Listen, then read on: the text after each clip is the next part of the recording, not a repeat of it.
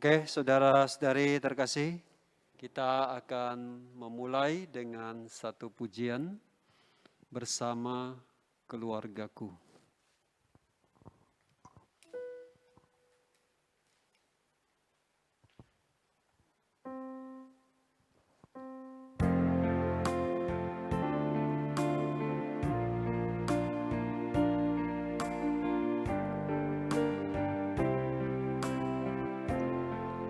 Mari kita nyanyikan, kami datang di hadirat-Mu. Kami datang di hadirat-Mu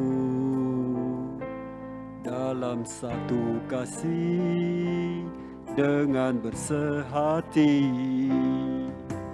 berjanji setia sampai akhir, mengasihi-Mu Tuhan. Bersama keluargaku melayani Tuhan, bersatu selamanya mengasihi Engkau. Tiada yang dapat melebihi kasih-Mu ya Tuhan. Kami Engkau segalanya. Saudara terkasih,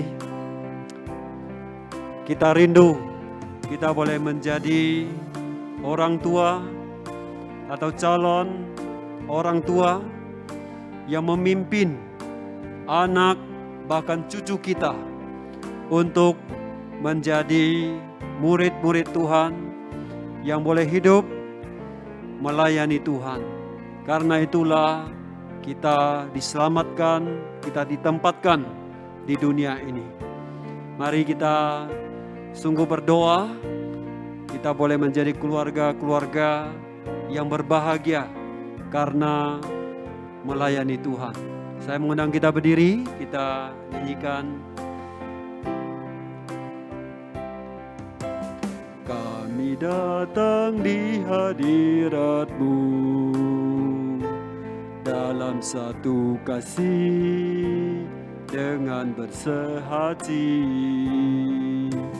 berjanji setia sampai akhir, mengasihi-Mu Tuhan.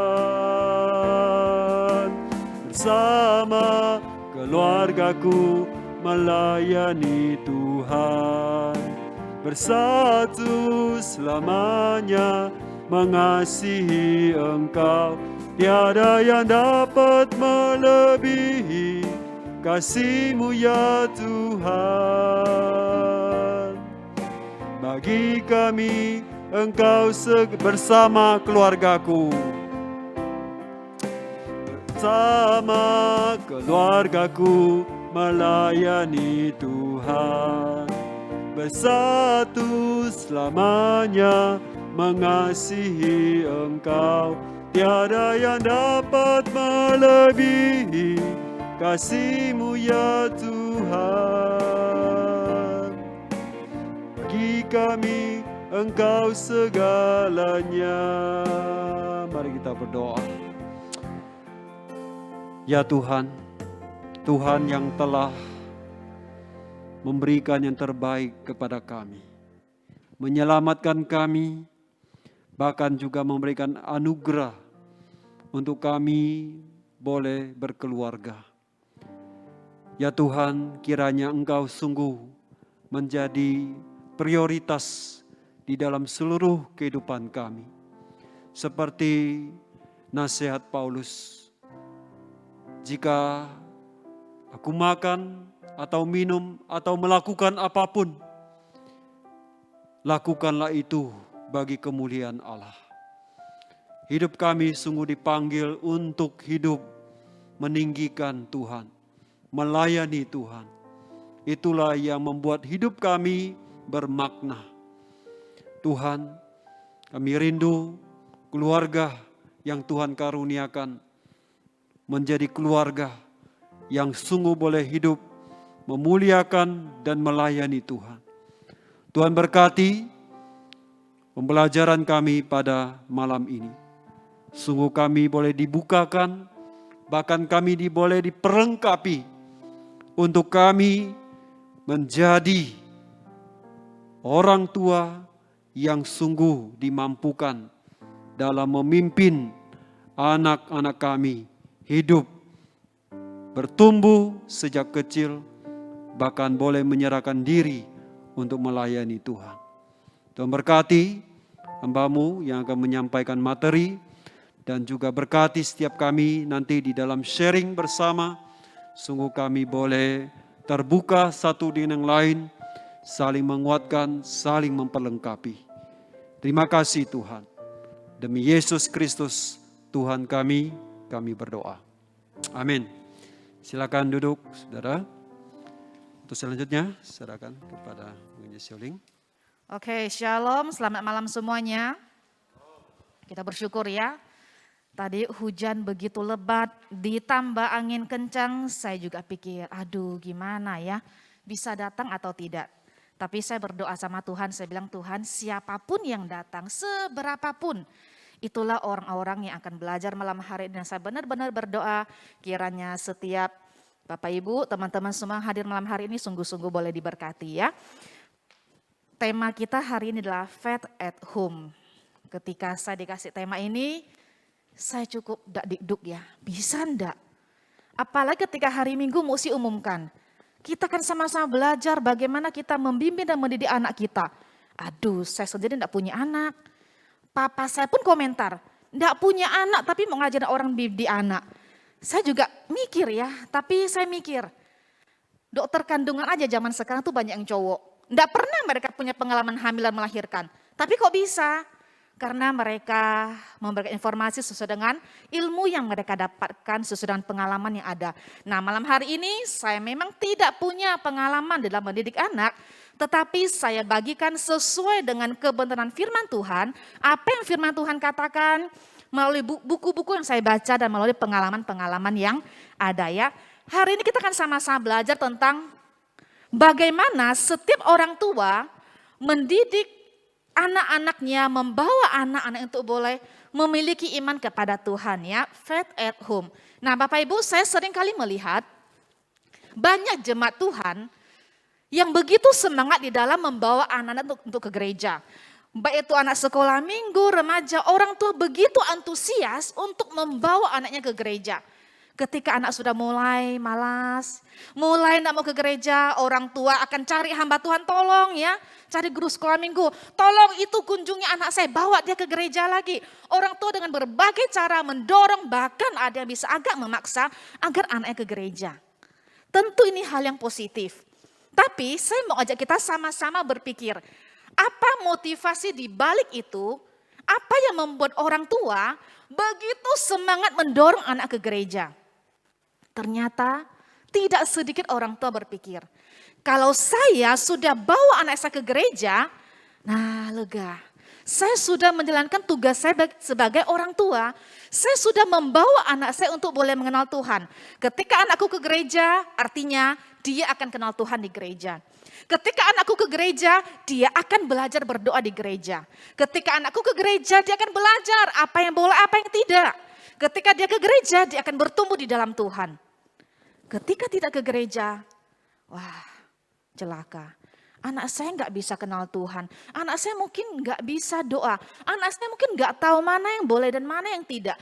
Itu akhirnya membuat orang tua ketar-ketir ketika anaknya tidak ke gereja. Nah Bapak Ibu, disitulah letak masalahnya. Orang tua membawa anak ke gereja dengan harapan gerejalah yang akan memperkenalkan Tuhan kepada anak-anaknya. Gerejalah yang akan mendidik anak-anaknya kepada Tuhan. Kalau kita lakukan hal itu, maka kita sudah menjadikan gereja sebagai tempat penitipan anak. Saya datang, saya bawa dia 2 jam, saya jemput lagi. Kita akan menjadikan gereja sebagai tempat penitipan anak kalau kita nggak pernah injilin anak di rumah. Di rumah kita tidak pernah secara pribadi menginjili anak kita. Di rumah kita nggak pernah secara pribadi bersama anak kita berdoa. Di rumah kita nggak pernah ajarin anak bagaimana terus yuk baca Alkitab. Enggak pernah bersama-sama baca firman. Di rumah tidak pernah ada komunikasi tentang iman. Semua diserahkan ke gereja, kepada guru sekolah minggu, kepada pembina, maka kita sudah menjadikan gereja sebagai tempat penitipan anak. Nah Bapak Ibu, ini fakta. Kehidupan rohani di rumah hampir punah. Ini satu badan survei ya, Barna Group memberikan survei kepada 11.000 anak aktif yang di gereja. Hanya 12% yang mereka ada komunikasi iman di rumahnya. Selebihnya tidak pernah. Padahal semuanya aktif dan rutin ke gereja. Di gereja ada banyak jemaat, ada banyak pelayan Tuhan. Tapi pertanyaannya, berapa banyak jemaat itu yang menjadi pemimpin rohani di rumah mereka masing-masing?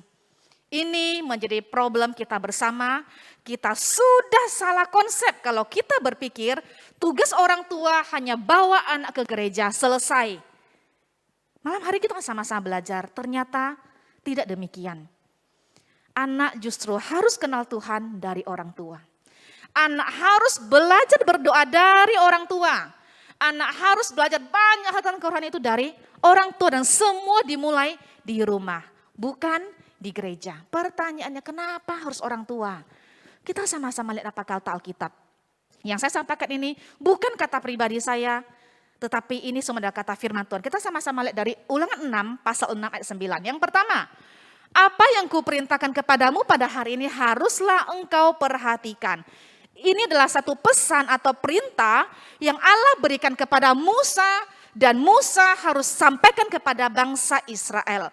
Apa yang Allah perintahkan kepada bangsa Israel harus mereka perhatikan. Perhatikan di sini dalam bahasa asli itu bukan seperti hanya perhatiin ya.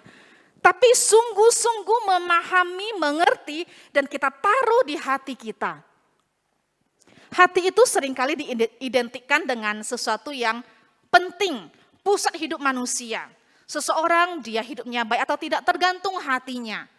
Nah artinya kita menempatkan hal terpenting yaitu Taurat Tuhan, firman Tuhan, ajaran tentang Tuhan di dalam hati kita. Sungguh-sungguh percaya, sungguh-sungguh kita kenal dengan baik. Enggak hanya sekedar perhatikan. Selanjutnya, haruslah engkau mengajarkannya berulang-ulang kepada anak-anakmu. Taurat yang sudah bangsa Israel terima, pengalaman bagaimana Allah memimpin mereka luar biasa. Keluar dari Mesir, alami banyak mujizat Tuhan, bagaimana Tuhan memberikan perintah kepada mereka, harus wajib mereka ajarkan kepada anak-anaknya berulang-ulang. Membicarakannya waktu lagi duduk di rumah, waktu lagi santai, atau waktu sedang dalam perjalanan, atau waktu sedang berbaring, atau waktu bangun. Artinya dalam segala situasi, segala kondisi, orang tua harus berusaha mencari kesempatan untuk bisa menceritakan tentang Tuhannya kepada anaknya, menyampaikan tentang imannya kepada anaknya. Selanjutnya, haruslah juga engkau mengikatkannya sebagai tanda pada tanganmu. Nah, tanda pada tangan di sini berarti tangan itu sering digambarkan sebagai tindakan kita atau perbuatan kita. Artinya kita nggak hanya memahami, nggak hanya simpan di hati, nggak hanya percaya. Kita ajarkan berulang-ulang, nggak hanya ngajar. Tapi sungguh-sungguh kita hidupi. Semua perbuatan kita harus sesuai dengan firman Tuhan. Ayat 8 ini dikatakan intinya adalah bagaimana kita menjadikan firman Tuhan itu sebagai standar hidup kita. Segala tingkah laku kita harus sesuai firman Tuhan. Harus menjadi lambang di dahimu. Nah kalau kata asli dalam bahasa Ibrani itu bukan dahi sebenarnya ya.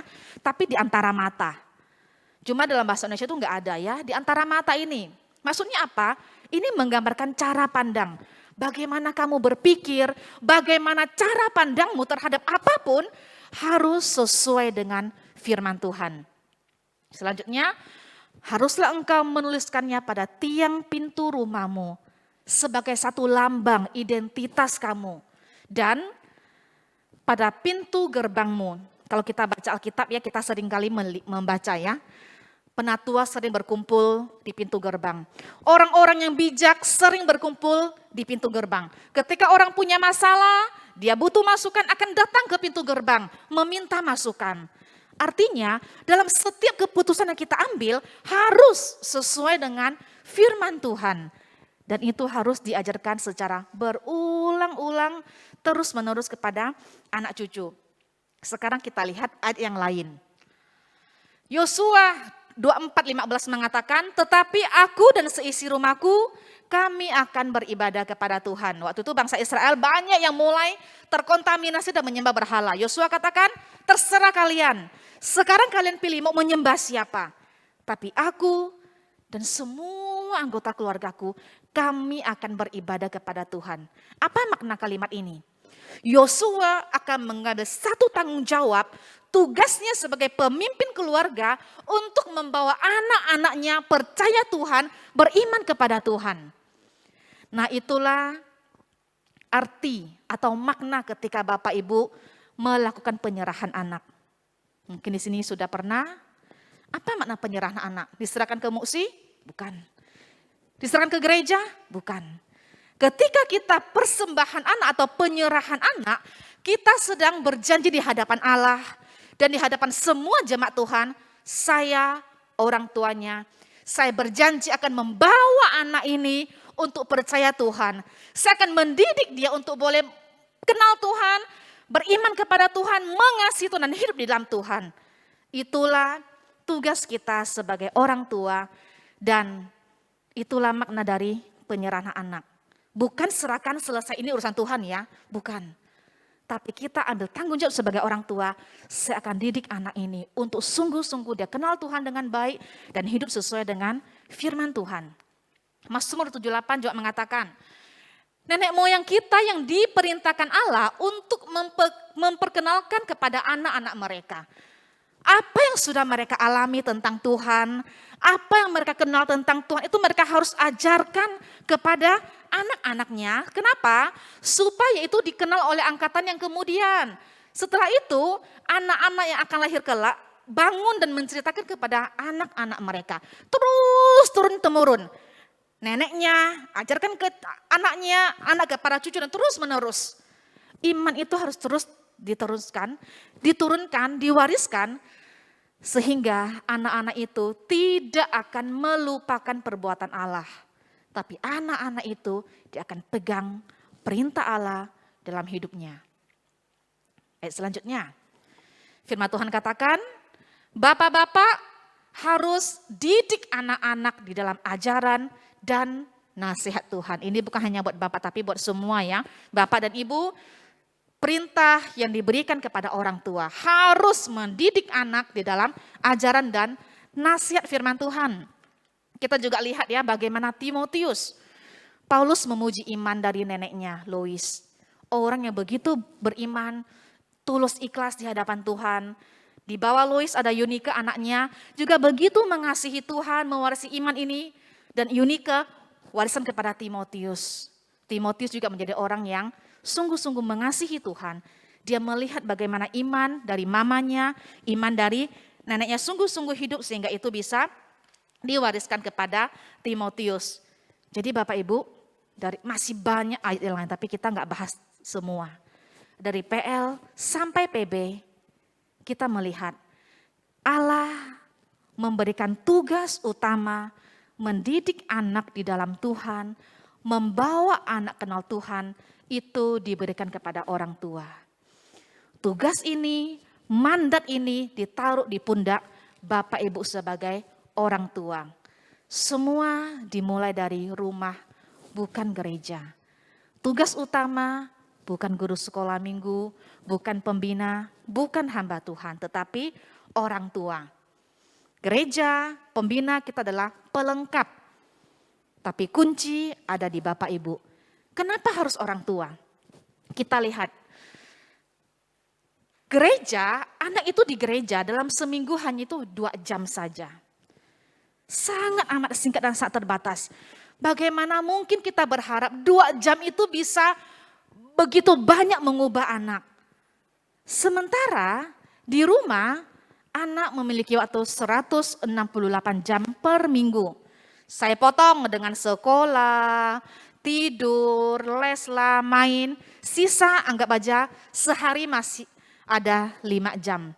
Artinya seminggu masih ada 35 jam Bapak Ibu bersama anak-anak. 35 jam itu bukan berarti jam kosong ya, tapi itu jam makan di rumah, anak-anak mungkin nonton TV, anak-anak mungkin itu sedang kerja PR atau apapun. Dalam setiap kesempatan seperti yang dikatakan di Ulangan 6 ayat 6 tadi, dalam segala situasi, mau itu baring, mau itu bangun, mau itu perjalanan, mau itu dimanapun, carilah kesempatan sebanyak mungkin, cari celah untuk masuk, untuk bisa ada komunikasi atau diskusi iman dengan anak-anak. Jadi Bapak Ibu, mari kita ubah cara pikir kita. Sudah tidak lagi hanya berharap dan gereja, tapi di rumah kita masing-masing. Dan sadarlah bahwa kita mau menerima pelatihan sehebat apapun, dari pembicara seprofesional apapun, guru, hamba Tuhan, kurikulum terbaik pun. Tapi jika anak tidak mendapat dasar pembangunan iman di rumah anak tidak diberikan dasar firman oleh orang tuanya, maka itu tidak bisa menghasilkan dampak yang besar. Bisa sekilas, tidak bisa menghasilkan dampak yang terlalu besar. Kalau gitu, apakah orang tua harus khotbah di rumah? Enggak, bukan. Orang tua hanya menceritakan tentang imanmu kepada anak. Kenapa engkau percaya kepada Tuhan?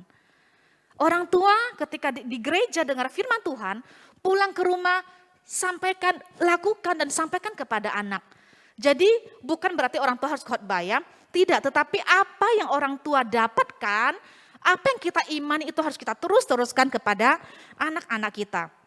Nah, ada survei yang membuktikan anak-anak biasanya ketika masih sekolah minggu itu begitu rajin ke gereja.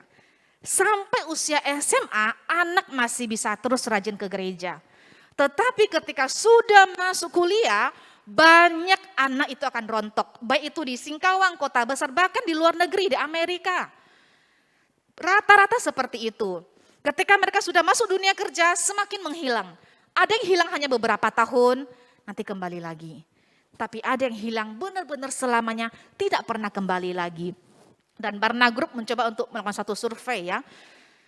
Di tahun 2011, 59% orang-orang mulai tinggalkan gereja. Yang tadinya aktif. Tahun 2019 ada 64% yang mulai tinggalkan. Dengan berbagai alasan, oh saya sudah pindah kota. Oh saya sudah kuliah. Saya sudah sibuk kerja. Atau banyak anak muda yang ketika sudah keluar, pulang mereka merasa nggak mau nggak ada teman. Komunitasnya udah beda, lingkungan sudah beda. Atau saya nggak tertarik dengan program gerejanya. Bapak Ibu, masalahnya bukan di kesibukannya. Masalahnya bukan di teman, bukan di lingkungan, bukan di program gereja. Masalahnya adalah adakah iman di hatinya. Ini bicara soal iman. Iman itu adalah sesuatu yang harusnya terus bertumbuh. Relasi kita dengan Tuhan yang sesibuk apapun tetap akan ke gereja. Orang yang sungguh-sungguh beriman kepada Tuhan keluar kota meskipun gak punya teman sendiri akan cari gereja, akan ibadah. Orang yang sungguh-sungguh punya iman kepada Tuhan meskipun dia tidak berbeda lingkungan itu tetap akan pergi. Sesibuk apapun akan cari waktu. Iman seharusnya terus meningkat, terus bertumbuh. Iman sejati itu tidak bisa hilang seharusnya. Nah, kenapa bisa seperti ini? Itu masalahnya. Tidak benar-benar memiliki iman kepada Tuhan.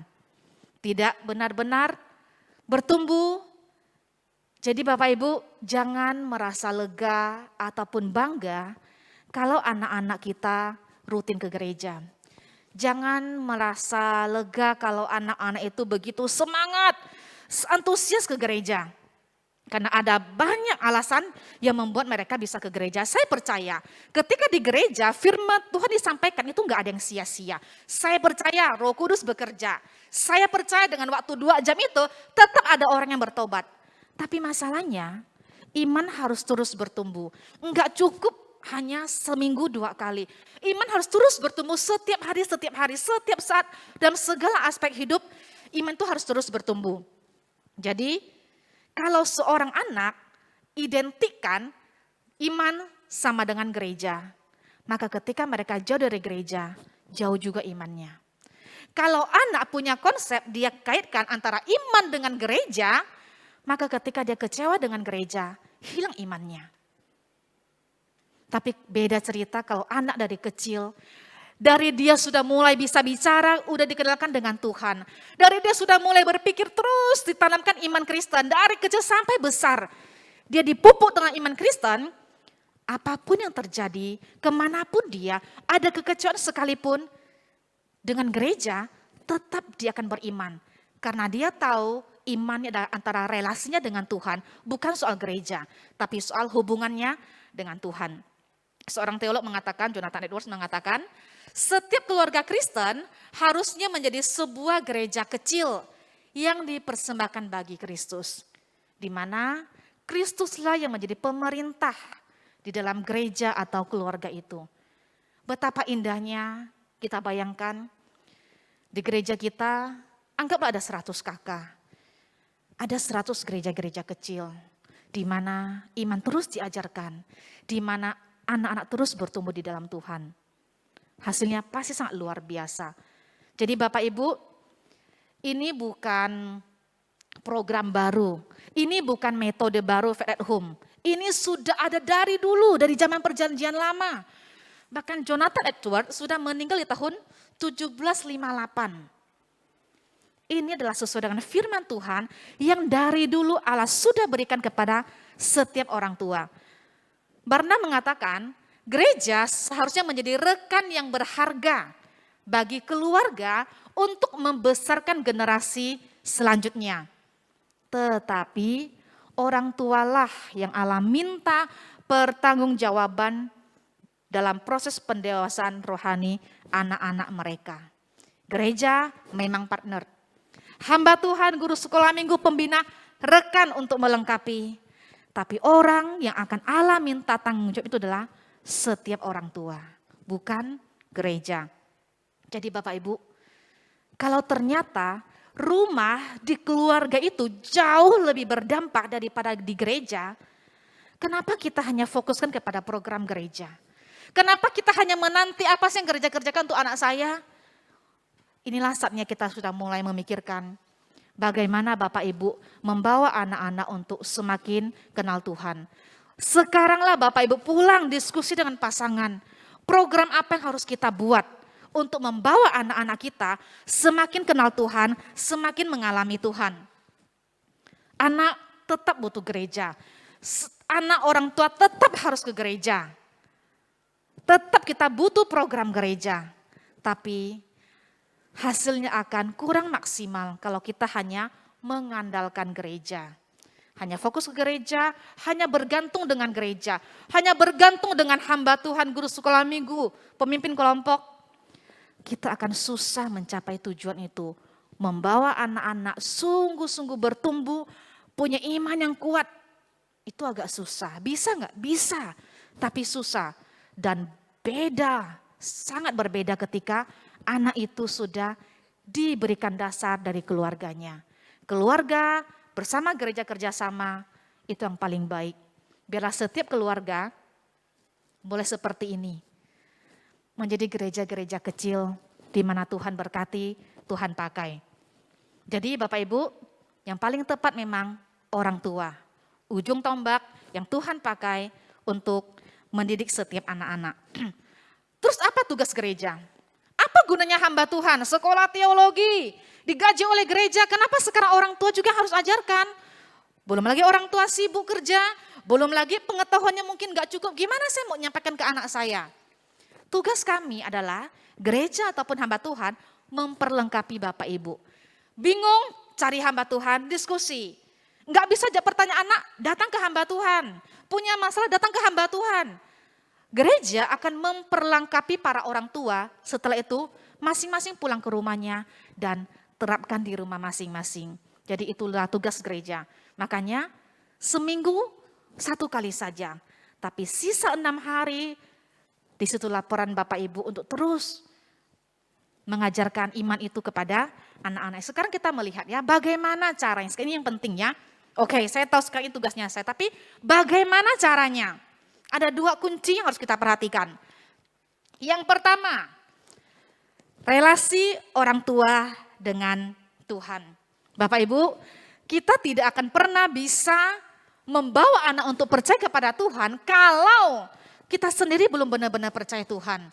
Jadi ini kunci utama, tidak bisa ditoleransi. Kita harus punya relasi yang kuat dengan Tuhan. Pertama kita harus sungguh-sungguh bertobat.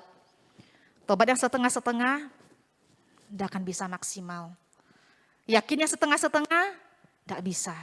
Harus sungguh-sungguh sepenuh hati benar-benar percaya kepada Tuhan. Sungguh-sungguh sudah bertobat. Setelah itu harus punya komitmen mau terus bertumbuh di dalam firman Tuhan. Rutin ibadah ke gereja, rajin berdoa di rumah, rajin baca Alkitab, rajin baca buku, dan terus belajar firman Tuhan. Kalau orang tua tidak terus belajar, tidak terus diisi, maka dia akan sulit untuk mengajari anak-anaknya. Tapi kalau orang tua terus diisi dengan firman Tuhan, itu akan dia hidupi dan dia akan terus bisa ajarkan kepada anak-anaknya. Yang ketiga, ini sangat amat penting. Teladan iman. Di gereja anak sudah dengar tentang teori. Tapi pulang ke rumah, anak harus melihat bagaimana orang tua mempraktekkannya itu di rumah. Anak itu enggak cepat di dalam menghafal. Anak itu mungkin enggak terlalu ahli menghafal, mungkin dia mudah lupa. Tapi anak itu paling jago di dalam meniru. Dia melihat apa orang tua lakukan, itulah yang akan anak lakukan. Teladan iman itu bukan tunggu hamba Tuhan, guru sekolah minggu. Hamba Tuhan, guru sekolah minggu harus beri teladan. Sekali lagi, waktunya terlalu terbatas, hanya 2 jam dalam 1 minggu. Tapi sisa jamnya, anak akan melihat bagaimana orang tua memberikan teladan di dalam imannya. Dia akan melihat bagaimana orang tua menjadi pelaku firman Tuhan. Dan dia tahu dia bagaimana juga harus menjadi pelaku firman Tuhan. Apa yang kita harapkan dari anak kita? Sungguh-sungguh percaya Tuhan, imannya terus bertumbuh. Dia tumbuh jadi anak yang jujur, sabar, mengampuni, atau apapun itu. Kita harus berikan teladan terlebih dahulu. Kalau kita hanya ngomong, maka itu akan berlalu begitu aja. Tapi ketika anak dari kecil dia melihat bagaimana orang tuanya beriman kepada Tuhan. Anak kecil, anaknya melihat bagaimana orang tuanya begitu tekun berdoa di rumah. Bagaimana orang tua begitu rajin membaca firman setiap hari enggak lepas. Dia melihat bagaimana orang tua berjuang, jatuh bangun dengan kedagingannya, enggak apa-apa. Mungkin ada orang tua yang temperamen, mudah marah. Tapi ketika anak melihat bagaimana papanya itu berjuang ya. Jatuh bangun, marah lagi, emosi lagi, dia berjuang lagi. Anak itu akan melekat di ingatannya, bahkan melekat tertancap di hatinya. Bagaimana dia melihat iman orang tuanya. Dan itu dia akan lakukan dan dia akan tiru. Kalau hanya ngomong, sekilas lewat. Kalau hanya mengandalkan khotbah minggu, akan mudah dilupakan. Tapi anak akan sangat-sangat ingat. Sampai dia dewasa, sampai tua pun dia bisa ingat bagaimana memorinya dulu melihat iman dari orang tuanya. Jadi ini bagian yang sangat amat penting. Setiap kita harus menjadi teladan iman bagi setiap anak-anak di rumahnya. Sekarang yang kedua, kunci yang kedua adalah relasi antara orang tua dan anak. Bapak Ibu, kalau anak itu tidak dekat dengan orang tua, maka pemuridan akan susah untuk dilakukan. Bisa saja menjadi program semata. Tidak benar-benar menyentuh hati anak. Jadi kunci utama adalah relasi orang tua dan anak. Sama seperti kata di gereja ya, kelompok kecil KP. Kita selalu bilang sama ketua, kuncinya adalah pemimpin harus dekat sama anggota. Anggota harus bisa percaya dengan pemimpinnya, sama dengan pemuridan anak-anak di rumah. Harus ada kedekatan hubungan antara orang tua dan anak. Kalau nggak dekat itu nggak bisa. Nah, saya percaya setiap orang tua itu pasti mengasihi anaknya, pasti sayang sama anaknya. Tapi faktanya tidak selalu seperti itu yang dipahami oleh anak.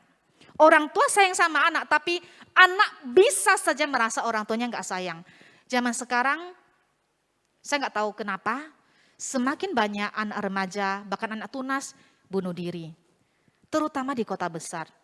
Bulan lalu, kalau nggak salah, teman dari adik sepupu saya, masih anak SMA, kelas 11 kalau nggak salah, bunuh diri.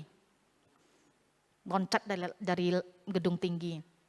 Ada juga anak perempuan di Jakarta juga, anak sekolah juga. Sebelum dia bunuh diri, dia tuliskan di statusnya, saya sudah menjadi robot mama saya, dibilang. Habis tulis status, dia ada tulis dia mau bunuh diri. Mungkin orang nggak anggap serius. Setelah itu dia benar-benar gantung diri. Kenapa bisa demikian? Ini anak perempuan ini dari keluarga kaya, mamanya sangat sayang sama dia. Tapi dia tidak bisa merasakan itu. Masalahnya di mana? Masalahnya itu adalah tidak sama bahasa kasihnya. Bahasa kasih yang ibu berikan dengan bahasa kasih yang anak inginkan itu tidak sama. Kalau tidak sama itu tidak akan bisa cocok. Contoh sekarang, orang yang ngomong bahasa Inggris ngomong sama orang ngomong bahasa Mandarin. Bisa nyambung enggak? Ngomong sampai muncrat pun enggak akan bisa nyambung. Kacau. Sama halnya dengan bahasa kasih. Kalau bahasa kasih antara orang tua dan anak itu tidak sama, anak akan merasa orang tuanya enggak sayang. Nah, dalam satu buku tentang 5 bahasa kasih, di situ mengatakan setiap anak itu punya tangki cinta. Nah, tangki cinta anak-anak itu harus diisi. Setiap saat harus diisi. Kalau tangki cinta ini penuh, maka anak itu akan bertumbuh dengan baik. Dia punya rasa aman. Anak itu punya kepercayaan diri yang baik. Anak itu akan punya relasi yang begitu dekat dengan orang tua, dan orang tua akan mudah atau lebih mudah mengarahkan anak. Akan punya relasi yang dekat. Tapi ketika tangki cinta ini tidak diisi, apalagi kosong, maka anak akan mengalami banyak tingkah, dan survei juga membuktikan anak-anak yang mempunyai masalah di luar, narkoba lah, seks bebas lah, dan apapun itu, kebanyakan bermasalah dengan orang tuanya. Ketika tangki cinta ini tidak diisi, maka anak akan cari di luar. Kenapa? Karena setiap orang butuh kasih, dia butuh kasih. Orang tua nggak bisa kasih, dia cari orang lain yang bisa memenuhi tangki cintanya. Sekarang pertanyaan, bagaimana saya mengisi tangki cinta itu? Kita harus kenal bahasa kasih anak kita. Ada 5 bahasa kasih. Orang tua harus peka dan harus tahu apa bahasa kasih anak kita agar bisa sama. Kita lihat yang pertama, sentuhan fisik. Tipe anak yang bahasa kasihnya adalah sentuhan fisik, dia itu akan merasa orang tuanya sayang sama dia ketika itu ada sentuhan. Dirangkul, dibelai, dipeluk, ditepuk pundaknya. Ada sentuhan fisik, itu membuat dia merasa nyaman. Membuat dia merasa saya dikasih sama orang tua saya. Nah, tipe anak ini kalau bahasa kasihnya itu adalah sentuhan fisik, tapi orang tua enggak berikan itu, dia akan merasa orang tuanya enggak sayang. Sekalipun orang tua berikan dia hadiah mahal. Sekalipun orang tua masakin masakan yang enak setiap hari buat dia. Dia akan merasa kurang dan dia bisa merasa orang tuanya enggak sayang dengan dia. Jadi Bapak Ibu, kalau bahasa kasih anak adalah sentuhan fisik, kita harus bisa penuhi itu. Dan anak yang bahasa kasihnya adalah sentuhan fisik, kalau dia dekat dengan orang tua dari kecil sampai besar, dia tetap nyaman untuk dipeluk oleh orang tuanya. Terutama yang sejenis. Karena ini adalah bahasa kasihnya. Tapi kalau dari kecil itu tidak dipenuhi, dia bisa menjauh. Akibatnya apa? Dia cari di luar. Itu sebabnya kok bisa anak pintar, berprestasi, tiba-tiba kita dengar hamil di luar nikah. Karena tidak dapatkan itu di rumah, ketika di luar ada orang yang jahat dan bisa berikan, dia akan merasa dia dikasihi. Yang kedua, kata-kata pujian. Untuk anak yang bahasa kasih adalah kata-kata pujian, kata-kata positif, dia merasa dia itu disayang oleh orang tua ketika ada pujian. Ketika ada kata-kata yang positif, kata-kata yang menguatkan dia, kata-kata dorongan. Ini penting bagi anak-anak tipe ini. Jadi kalau anak dan tipe ini, berhati-hati dalam memberikan kritikan. Jangan dikit-dikit kritik, dikit-dikit masukan. Tapi tipe anak ini butuh pujian. Boleh menegur, boleh menasihati, bahkan boleh marah. Tetapi lihat katanya. Kalau perkataan itu terlalu kasar, dia akan ingat terus dan merasa tidak dikasihi. Sekalipun setelah dimaki-maki, dimarah-marah, orang tua nyesel. Yuk kita jalan yuk makan. Dibelikan hadiah, tetap di hati akan menyimpan itu. Kenapa? Karena bahasa kasih itu adalah kata-kata pujian, bukan hadiah, bukan makanan atau barang mewah. Ya, jadi kalau ini bahasa kasihnya, ingat boleh tetap marah, tetapi kita perlu memperhatikan kata-kata kita. Selanjutnya, waktu berkualitas. Ini tipe anak yang dia itu merasa dikasihi ketika orang tuanya punya waktu lebih buat dia. Bukan yang sambil main HP ya, sambil ngomong dengan anak, sambil kerja tugas ya, sambil ngomong anak. Tapi benar-benar kita luangkan waktu, ada tatapan mata, ada ngomong, dengerin dia, dengarkan cerita dia, dengarkan curhat dia, ngomong dari hati ke hati, benar-benar waktu yang kita sempatkan untuk dia. Bukan yang sambilan masak ya, cuma dengar, cuma asal jawab, bukan demikian. Nah anak ini dia akan merasa sangat dikasih orang tua ketika orang tuanya punya waktu untuk dia. Tapi kalau ini tidak dipenuhi orang tua, maka sama, dia bisa mencari dari yang lain, mencari waktu dari orang lain yang bisa berikan waktu buat dia. Makanya jangan aneh, ketika anak sudah masuk remaja, dia lebih nyaman menghabiskan waktu sama temannya. Bisa jadi karena memang dari kecil tidak terbiasa orang tua memberikan waktu untuk dia. Dia merasa temanku selalu ada buat saya. Saya mau curhat, dia ada. Saya ajak jalan, dia ada. Dia merasa temannya itu lebih memahami dia atau lebih mengasihi dia. Jadi meskipun orang tua pagi sampai malam cari uang, sekolahkan di sekolah terbaik, berikan baju atau apapun yang terbaik, belum tentu dia merasa disayang.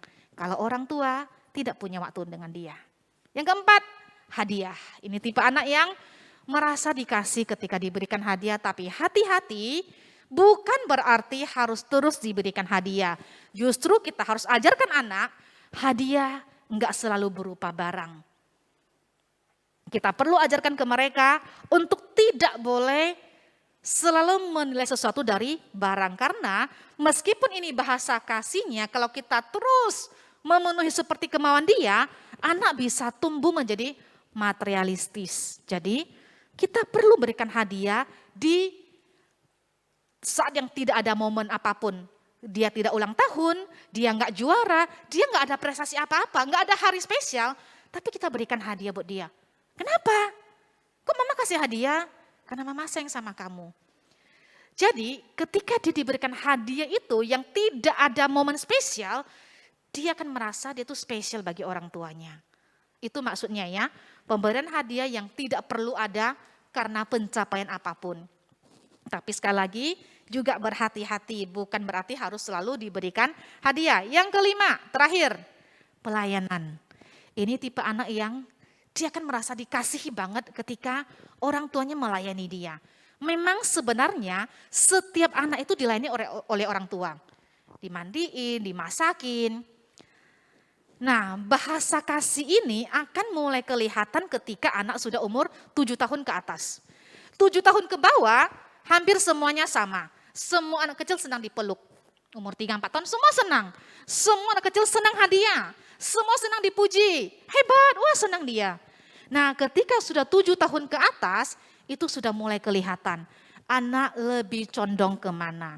Yang pelayanan, dia itu merasakan spesial ketika orang tuanya memberikan pelayanan khusus kepada dia. Hal simpel ya, anak sekolah. Ketika dia melihat, dia bawa bekal ke sekolah. Tapi ketika dia melihat bagaimana temannya diantarin bekal setiap hari, diberikan nasi yang masih hangat, diantar jemput, dia bisa merasa, enak sekali ya, kamu spesial banget ya. Meskipun dia juga diantar mungkin sama Gojek ataupun karyawan papanya.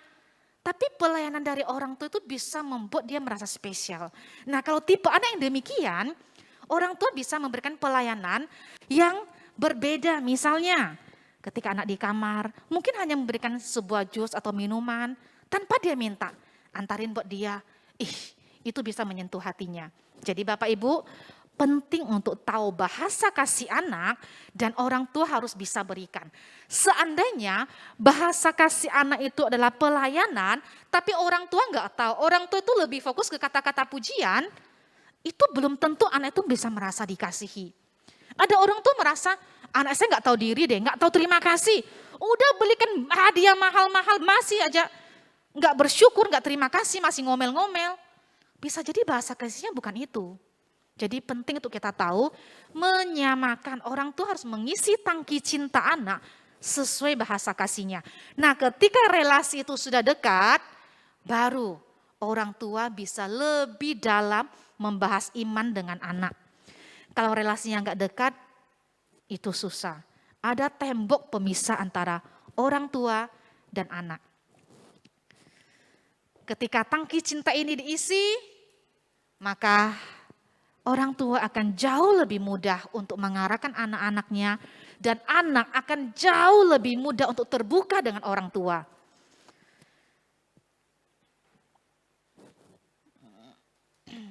Yang terakhir, relasi yang harus dipulihkan. Sekalipun semua orang tua sayang dengan anak, tapi faktanya adalah ternyata tidak sedikit anak yang mengalami kekecewaan ataupun kepahitan dengan orang tua. Beberapa tahun yang lalu ketika masih di Bandung, kami melakukan retreat anak untuk kelas 3 sampai kelas 6. Ada 200 anak ikut, ada satu sesi. Di sesi itu anak itu hanya diminta untuk berdoa. Enggak dipandu doa untuk apa, dibebaskan. Kamu boleh berdoa untuk apapun, semua duduk melantai, tidak ada musik, tidak ada pemimpin di depan. Kita hanya ngomong, anak-anak, lausu-lausu berikan waktu 1 jam ya, doa apapun terserah. Hanya 1 jam untuk mereka berdoa, habis sudah kita tinggalkan, kita semua ke belakang. Ini adalah satu metode yang dilakukan oleh gereja di Singapura, Kovnan, gereja Ed Munchan, waktu itu kami kerjasama, dia datang ke Bandung. Terus saya mikir, anak kecil umur kelas 3 sampai kelas 6 diberi sejam, dia mau doa apa? Ditambah dengan gak dipandu mau doain apa? Terus mereka bilang, enggak apa-apa, percaya bisa, yuk kita doa di belakang, kita doakan anak-anak. Biar Tuhan gerakkan mereka. Terus tim itu bilang, kalau kalian melihat anak-anak ada yang menangis, samperin anak itu, peluk dia, tanya kenapa, ada masalah apa. Biarkan dia cerita, habis itu langsung harus mendoakan anak-anak itu. Ada 200-an anak hadir. Dari 200-an itu, 90-an nangis. Saya cukup takjub waktu itu ya. Ketika kami samperin mereka dulunya berpencar ya. Ketika kami samperin dan bertanya ada apa, hampir 90% atau mungkin boleh dibilang di atas 95%, jawabannya adalah masalah dengan orang tua. Kenapa bisa? Bapak Ibu, anak kecil pun bisa stres. Anak kecil pun bisa merasa orang tuanya enggak sayang. Anak kecil pun bisa terluka hatinya. Jadi, hubungan antara orang tua dan anak tidak dipulihkan, maka orang tua susah untuk menyampaikan firman Tuhan, mewariskan iman itu kepada anak. Bisa, tapi mungkin akan lebih susah. Tapi beda cerita, ketika relasi itu sudah dipulihkan, anak itu punya kedekatan yang sangat dekat dengan orang tua. Dia nyaman dengan orang tua, dia bebas cerita dengan orang tua. Dia percaya dengan orang tuanya, apa yang orang tuanya katakan, lakukan, itu dia akan terima dengan baik. Beda cerita, kalau tembok itu belum dihancurkan. Anak itu bisa mikir, ngomong aja kamu. Mama juga gitu kok. Atau mungkin anak bisa melawan. Jadi ini hal yang penting. Memang betul orang tua itu lebih banyak pengalaman daripada anak. Memang betul kalau orang tua itu lebih tahu banyak daripada anak-anak. Tetapi orang tua tidak selalu benar. Berikanlah anak untuk ruang, biarkan mereka bebas ungkapkan apapun yang mereka rasakan. Jangan defense, jangan bela diri. Itu kan buat kebaikan kamu. Coba dengerin mereka. Ketika kita berikan ruang buat mereka cerita dari hati ke hati, berikan mereka kesempatan utarakan apapun, dan jangan sungkan untuk minta maaf. Ketika relasi itu dipulihkan, tangki cinta itu lebih gampang diisi. Ketika tangki cinta itu sudah diisi, orang tua kan lebih gampang untuk mengarahkan anak. Ya, oke, hanya ini yang mau saya sampaikan malam hari ini. Nah, ini pertanyaan untuk yang sudah berkeluarga, yang sudah punya anak. Hal apa yang paling menghalangimu untuk memuridkan anak? Atau hal apa yang paling menghalangimu untuk mengajarkan tentang iman kepada anak? Itu yang pertama. Kedua, langkah awal apa yang harus diambil untuk bisa menerapkan faith at home? Ini berkelanjutan ya pertanyaannya ya. Pertanyaan pertama, apa yang menghalangi? Misalnya, saya nggak dekat sama anak. Atau misalnya saya nggak punya banyak pengetahuan firman Tuhan, saya nggak tahu gimana caranya. Nah ya, pertanyaan kedua, apa yang harus dilakukan agar kamu itu bisa dekat lagi dengan anak? Atau apa yang harus dilakukan agar bisa menambah pengetahuan firman-Mu tentang bagaimana mendidik anak. Jadi ini pertanyaannya itu berkelanjutan ya, nomor 1 dan 2. Nah untuk yang masih single, yang belum berkeluarga, apa yang menghalangimu untuk menjadi atau memberikan teladan iman di rumah? Memang belum berkeluarga, tapi setiap kita dipanggil untuk menjadi teladan iman di keluarga kita, memuridkan anggota keluarga kita. Entah itu orang tua kita, saudara kita, atau siapapun. Apa yang paling menghalangi kita untuk memberikan teladan iman di keluarga kita? Yang kedua sama, lalu apa yang harus kita lakukan? Ya, mari kita tundukkan kepala, kita berdoa. Tuhan terima kasih, kami bersyukur kalau malam hari ini kami boleh diingat oleh firman Tuhan. Kalau Engkau memberikan mandat, tugas, perintah untuk mendidik anak mengenal Tuhan, membimbing anak-anak mengalami Tuhan, membimbing anak-anak untuk memiliki iman kepada Tuhan, itu diberikan kepada orang tua. Terima kasih malam hari ini kami diingatkan akan tugas kami. Kami akui ini tidak mudah. Kiranya Tuhan menolong setiap orang tua yang ada. Tuhan mampukan, Tuhan berikan kasih karunia, Tuhan tolong. Sehingga setiap orang tua yang ada boleh sungguh-sungguh mengambil perannya dengan baik, melakukan tanggung jawabnya dengan baik di hadapan Tuhan, dan boleh membawa anak-anaknya, keluarganya, untuk percaya kepada Tuhan. Setiap orang tua boleh menjadi teladan iman bagi setiap anak-anaknya. Sehingga anak-anak bahkan sampai generasi ke bawah juga boleh meneladani. Biarlah orang tua boleh mewariskan iman kepada anaknya. Tuhan Engkau memberkati diskusi kelompok ini, berkati setiap pemimpin kelompok maupun anggota-anggota yang ada. Biarlah melalui diskusi ini kami juga mengerti apa yang harus kami kerjakan dan apa yang Tuhan kehendaki untuk kami kerjakan. Terima kasih Bapa, terpujilah nama-Mu. Dalam nama Tuhan Yesus kami berdoa dan bersyukur. Amin.